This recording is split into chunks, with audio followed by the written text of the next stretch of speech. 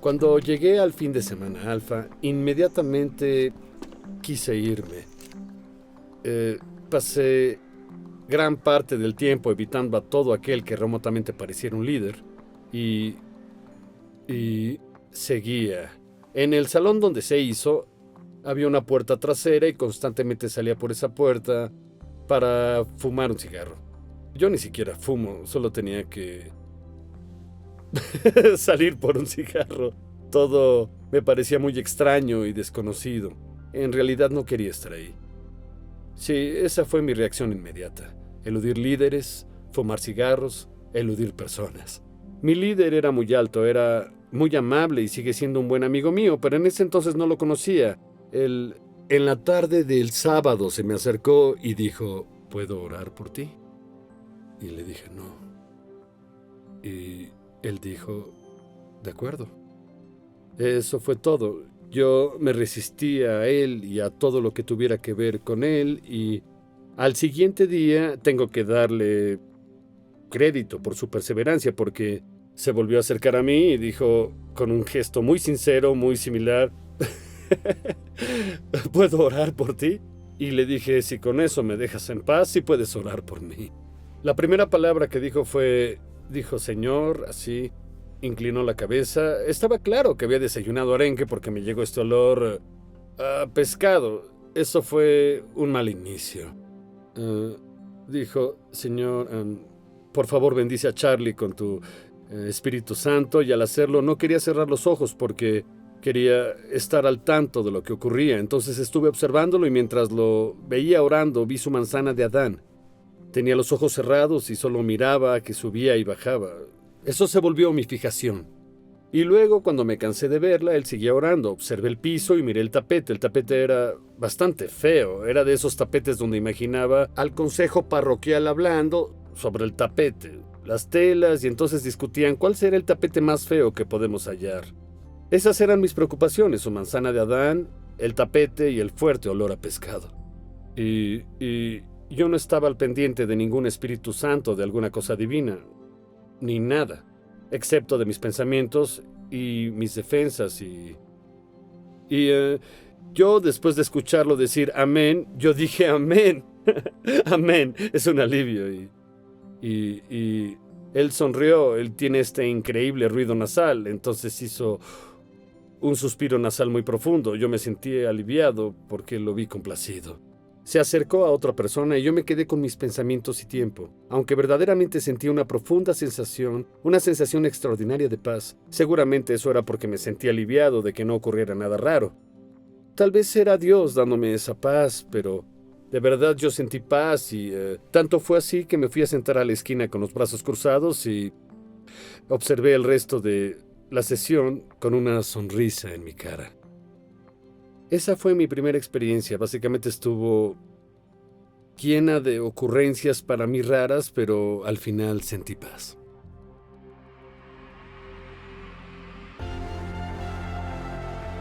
No sé, es que no sé.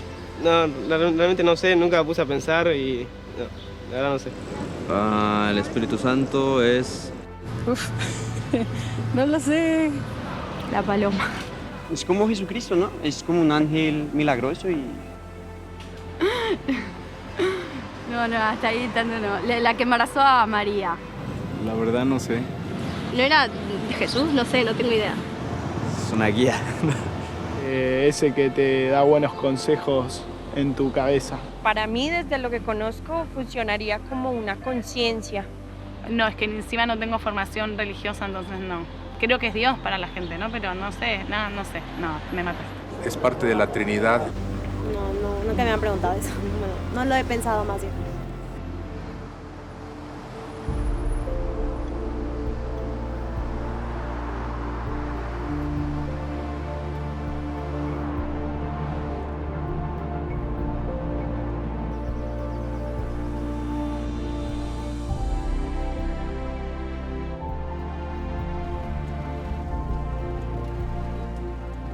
A pesar de todo lo que la tecnología nos ha dado, no hay nada como el mundo natural.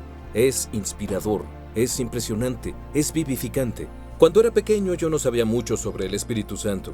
La única vez que el Espíritu Santo se mencionaba era en las oraciones de la asamblea escolar, que siempre terminaba con las mismas palabras en el nombre del Padre, del Hijo y del Espíritu Santo. El Espíritu Santo era como algo recordado de repente, en el mejor caso una fuerza sobrenatural incierta y en el peor algo extraño o hasta un poco aterrador. Pero en la Biblia el Espíritu Santo no es una fuerza incierta, sino una persona que puedes conocer. Tampoco es un extra opcional, es claro y central. No fue un invento reciente, ha existido desde el principio. Y todo esto fue hecho a través de Él. En el principio existía Dios. La tierra estaba vacía, sin forma, oscura, y el Espíritu de Dios flotaba sobre las aguas. Y Dios dijo, que exista la luz. Y existió el día, seguido de la noche.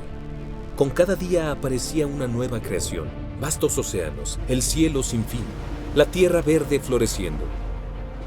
El Espíritu de Dios, el Espíritu Creador, transformó el caos en el cosmos, el desorden en orden, la confusión en armonía, la deformidad en belleza. El cosmos, las galaxias, el sol, la luna y cada estrella, criaturas de toda forma y tamaño para que nadaran, volaran y poblaran la tierra. Después Dios creó al hombre y a la mujer a su imagen y les infundió vida. Y Dios envió su Espíritu a su pueblo elegido para guiarles y darles dones por un tiempo y propósito específicos, para completar el trabajo de Dios en la tierra. Dios envió su Espíritu a un hombre llamado Bezalel. Le dio el don de la creatividad y conocimiento artístico para forjar y convertir metales preciosos y gemas en arte, en una casa para el Señor. El Espíritu de Dios vino sobre Gedeón, un hombre débil y temeroso, que se volvió en un valiente guerrero que salvó al pueblo de Dios. Sansón, quien había sido tomado como prisionero, el Espíritu de Dios vino sobre Sansón y le dio una fuerza extraordinaria para liberarse de las ataduras que lo aprisionaban. El Espíritu del Señor vino sobre él con poder, y las sogas que ataban sus brazos se volvieron como fibra de lino quemada, y las ataduras de sus manos se deshicieron. Dios llenó a otros con su Espíritu para las profecías, para ser su portavoz, para darle guía y esperanza a su pueblo. El Espíritu vino sobre Isaías para dar buenas nuevas de esperanza. El Espíritu del Señor está sobre mí, por cuanto me ha ungido para anunciar buenas nuevas a los pobres. Me ha enviado a proclamar libertad a los cautivos y dar vista a los ciegos, a poner en libertad a los oprimidos. Vino a Ezequiel. Les daré un nuevo corazón y les infundiré un espíritu nuevo. Les quitaré ese corazón de piedra que ahora tienen y les pondré un corazón de carne. Infundiré mi espíritu en ustedes y haré que sigan mis preceptos y obedezcan mis leyes.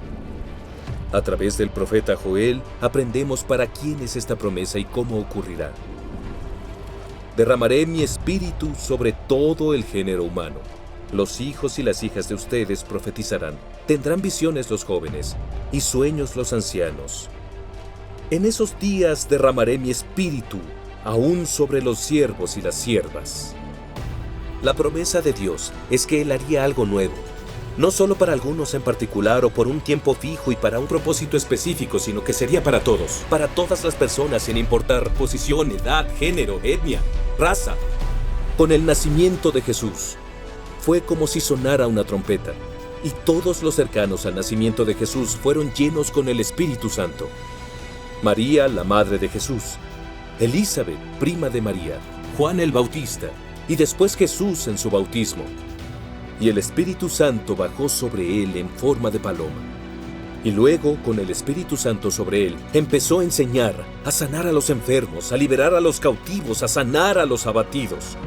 Por lo general, lo que pasa en el Antiguo Testamento de forma física, pasa en el Nuevo Testamento de forma espiritual. Como Bezalel, que recibió la habilidad para forjar y diseñar el templo, el Espíritu Santo siempre trae cosas nuevas a nuestra vida. Nuevas actitudes, nuevos deseos, nuevas formas de adoración, nuevas canciones. Sin importar lo que hagas en tu lugar de trabajo, el Espíritu de Dios quiere llenarte de su destreza, habilidad y creatividad. Como Gedeón, Dios usa a las personas que se sienten débiles, deficientes, mal preparadas. Como el Espíritu de Dios le dio a Sansón fuerza física para liberarse de sus ataduras, hoy en día el Espíritu Santo trae libertad para terminar con hábitos, adicciones y todo aquello que mantiene a las personas sometidas espiritualmente.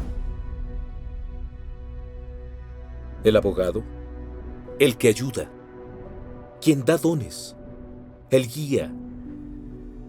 El Espíritu Santo ablanda nuestro corazón, toma nuestros corazones de piedra y nos pone corazones de carne.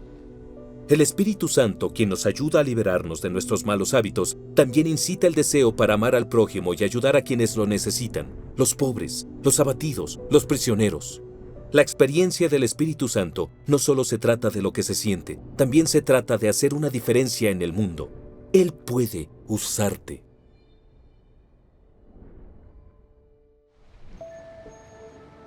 A los 21 años, Jackie Pollinger tomó el barco más barato que pudo encontrar, visitó diferentes países y oraba para saber en dónde desembarcar.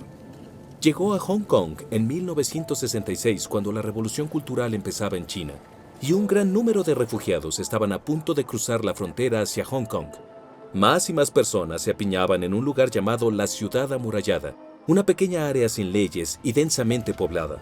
Jackie Pollinger había pasado casi medio siglo viviendo ahí, trabajando con prostitutas, adictos a la heroína y pandilleros. En una plática que dio en una iglesia en Inglaterra empezó diciendo: Dios quiere que tengamos corazones blandos y pies duros. El problema con muchos de nosotros es que tenemos corazones duros y pies blandos. Creo que un corazón blando es... No sé cómo explicarlo en realidad, pero probablemente es necesario que se haya roto para que se pueda ablandar. Y ahí es cuando empiezas a entender que el Hijo de Dios habría muerto por ti si hubieras sido la única persona. Y luego los pies duros es para seguir amando a las personas, para seguir amándolos, para perseverar.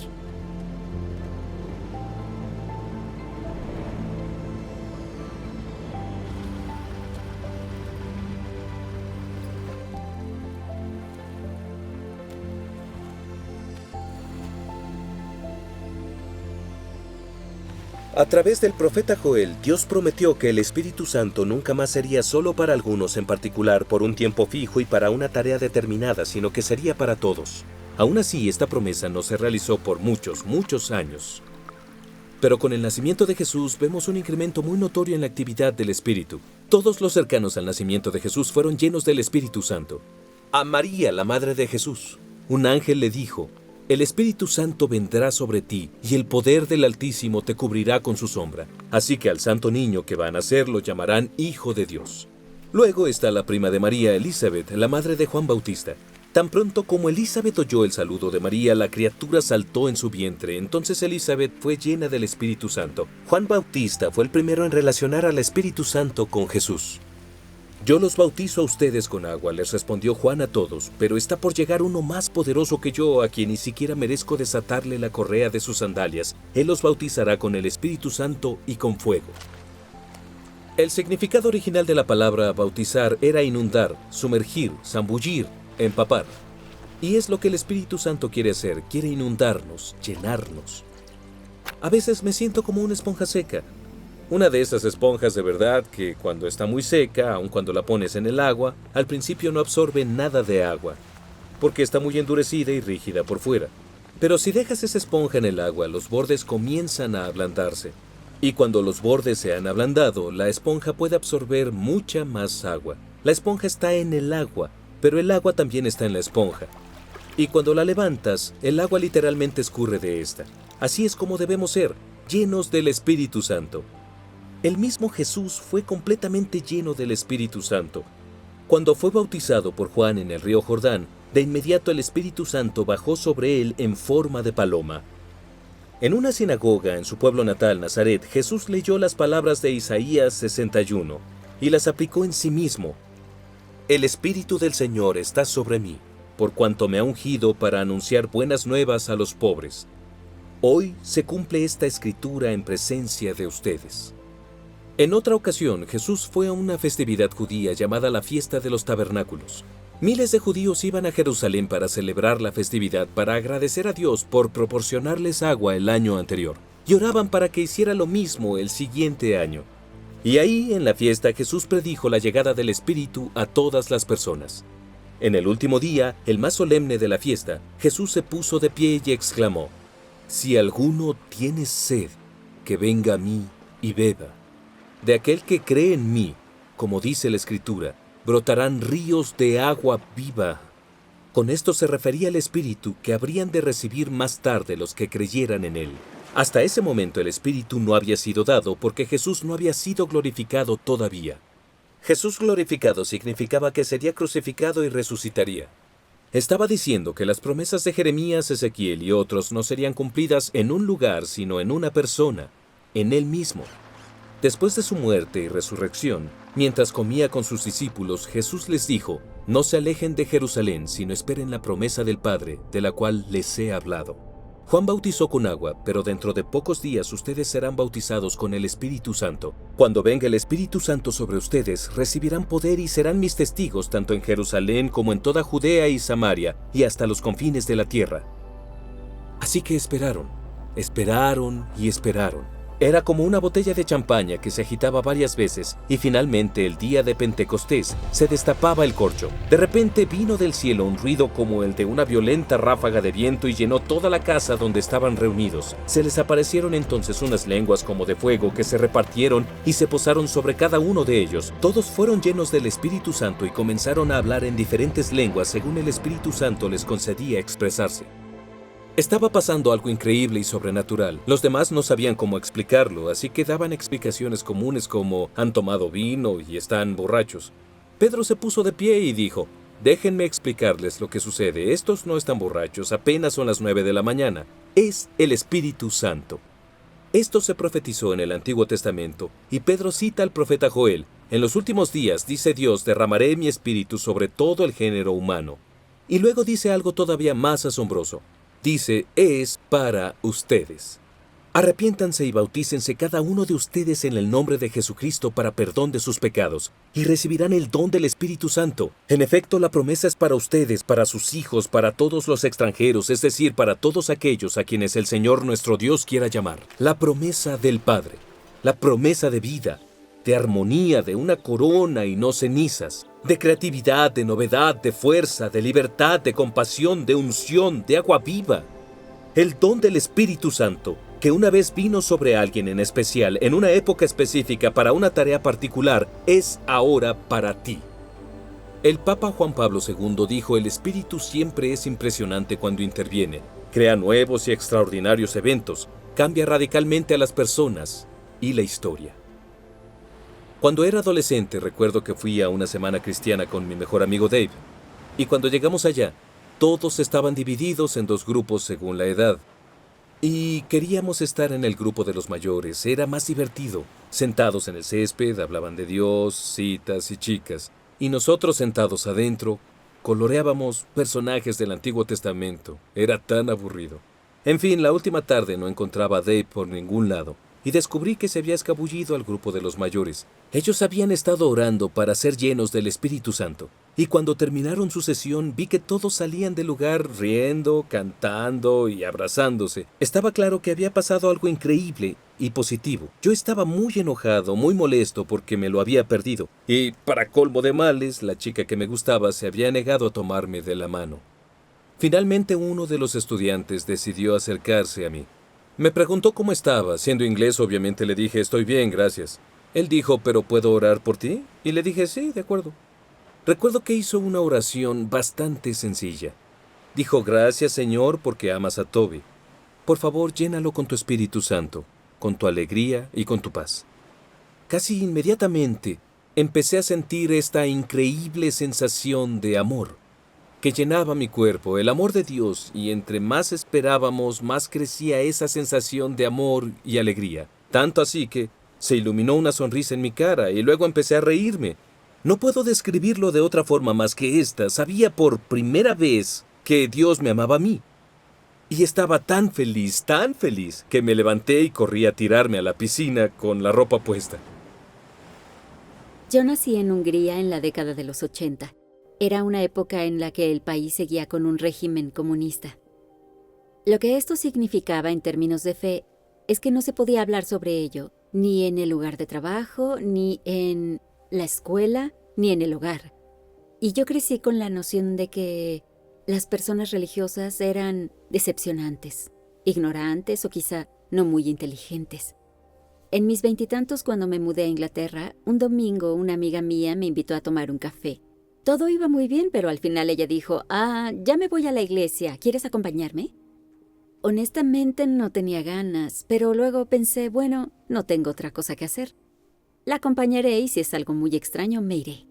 Y para mi sorpresa, el orador de esa noche no se veía decepcionante o ignorante y, en realidad, gran parte de lo que decía tenía mucho sentido. Fue algo que me confundió, pero al final del servicio dijeron, si tienen preguntas acerca de esto, prueben Alfa. Y eso fue lo que hice. Fui a un curso de Alfa. Escuché todas las charlas y discutíamos luego en un grupo. Y debo decir que yo era la persona más cínica que había en el grupo y probablemente la que tenía más preguntas. Y también creo que era muy agresiva en mi enfoque. Pero lo que realmente me impresionó es que tenían mucha paciencia y amor y se tomaron el tiempo para contestar todas mis preguntas. Regresé a la iglesia, pero esa noche fue diferente, porque sentí que todo en el servicio era para mí. El sermón, las oraciones, hasta las canciones. Y al final del servicio, el celebrante dijo, siento que hay una persona aquí que se siente perdida. Y en ese instante supe que era para mí, porque yo me había sentido perdida desde hace mucho tiempo. Pero de ninguna forma iba a dar un paso adelante. Y luego dijo, pueden repetir esta oración en su corazón. Y entonces pensé, de acuerdo, ¿por qué no? Así que cerré mis ojos. Y luego dije, Jesús, si eres real, entra a mi vida. Y en ese momento, la banda de adoración empezó a tocar una canción donde se repetía la frase, hay poder en el nombre de Jesús para romper las cadenas.